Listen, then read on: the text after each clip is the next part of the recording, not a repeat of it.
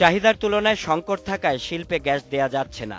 আমদানি করা গ্যাস এক্ষেত্রে সমাধান হলেও তরল থেকে গ্যাসে রূপান্তরে নেই কোনো টার্মিনাল।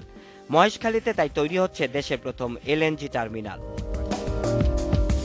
জাহাজে আমদানি করা তরল গ্যাস এনে যুক্ত করা হবে ভাসমান আরেকটি জাহাজের সাথে। সেখানে তরল জ্বালানি গ্যাসে রূপান্তর হয়ে চলে যাবে টার্মিনালে। পরে তা পাইপলাইনের মাধ্যমে সরবরাহ করা হবে। মহেশখালী আনোয়ারা পর্যন্ত আমাদের কোনো গ্যাস পাইপলাইন ছিল না, তা আমরা সেই গ্যাস পাইপলাইনের ব্যবস্থার কাজ অলরেডি শুরু হয়ে গেছে। 90 কিলোমিটার কাজের মধ্যে আমাদের অলরেডি 45 কিলোমিটারের গ্যাসের পাইপলাইনের ওয়েল্ডিং এর কাজ শেষ হয়ে গেছে। এই প্রকল্পের উদ্যোগ 5 বছর আগে নেওয়া হলেও সময় মতো তা শুরু করা যায়নি। এক্ষেত্রে নানা প্রতিবন্ধকতার কথা বলেন জ্বালানি উপদেষ্টা।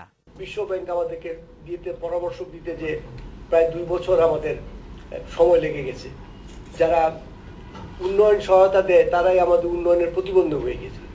চুক্তি সই অনুষ্ঠানে জ্বালানি প্রতিমন্ত্রী জানান, টার্মিনালটি নির্মিত হলে প্রতিদিন 50 কোটি ঘনফুট আমদানি করা তরল গ্যাসে রূপান্তর করা যাবে। প্রতি ঘনফুট রূপান্তরে খরচ পড়বে 49 সেন্ট।